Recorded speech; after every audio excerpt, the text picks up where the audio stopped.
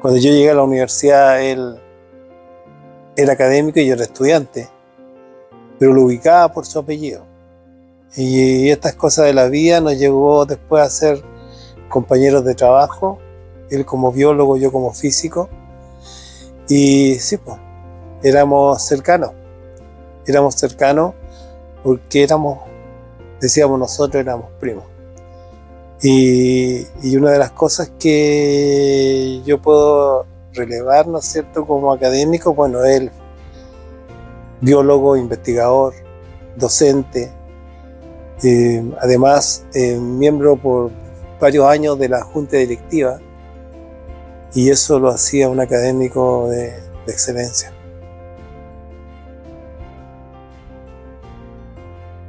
Uno de los legados es haber comenzado a realizar experimentos relacionados con citogenética de plantas que son nativas de la región, en el cual no existía información ninguna con respecto a ese contenido. Entonces él fue el pionero en citogenética de plantas nativas de la región de Coquimbo, y el legado está obviamente en sus artículos científicos asociados con cariotipos, con cromosomas, que era su fuerte.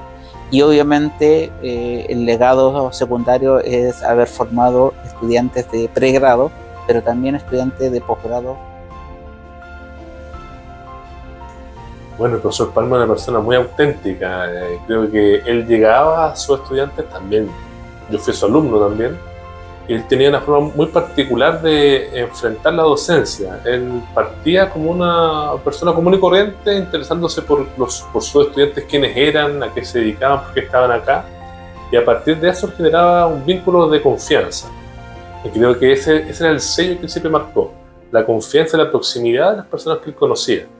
Entonces, ese vínculo siempre fue muy distintivo en el profesor Palma. Bueno, el Claudio tenía muy buen humor, y si hay algo que caracterizaba su docencia es que estaba muy vinculada a la vida, al ser persona. Y un tema con el que siempre amasaba los contenidos tenían que ver con la cocina. Al Claudio le gustaba cocinar y siempre hacía alusión a aspectos relacionados con la cocina en sus clases. Cuando estábamos hablando de las biomoléculas, había que hablar de los espaguetis, las pastas, etc. Y cómo preparar las mejores pastas y las masas de pizza, por ejemplo. Por lo menos aquí en la oficina siempre llegaba y me asustaba así, golpeaba la puerta y me echaba la talla.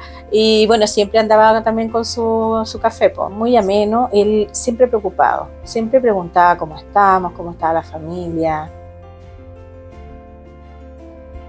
Cuando lo conocías, te dabas cuenta que esa sensación que tú pensabas que era una persona dura, era simplemente porque te estaba formando, te estaba diciendo en la cara que tenías que mejorar.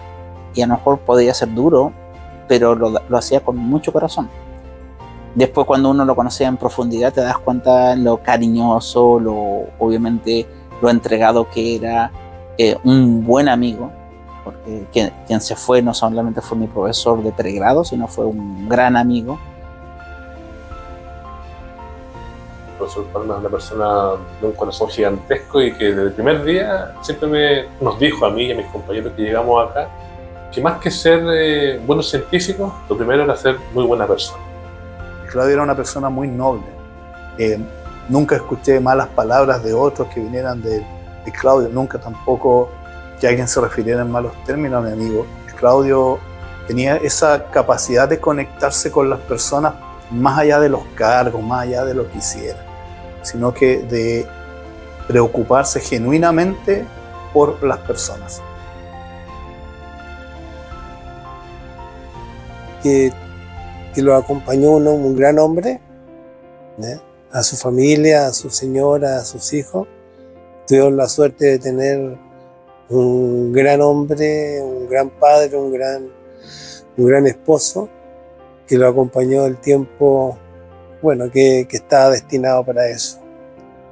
Agradecer también a su esposa y a sus hijos, obviamente, por habernos prestado un ratito a su padre, y lo sentimos nosotros como si hubiese sido también nuestro padre cercano, pero el padre de ciencia. Todos disfrutamos al Claudio, el tiempo con él, sé que también ellos lo disfrutaban mucho y todos lo extrañamos. Así que le extiendo a través de este video un abrazo a sus hijos, a Andrés, a Claudio y por supuesto a Susan. Fuimos afortunados de vivir con él.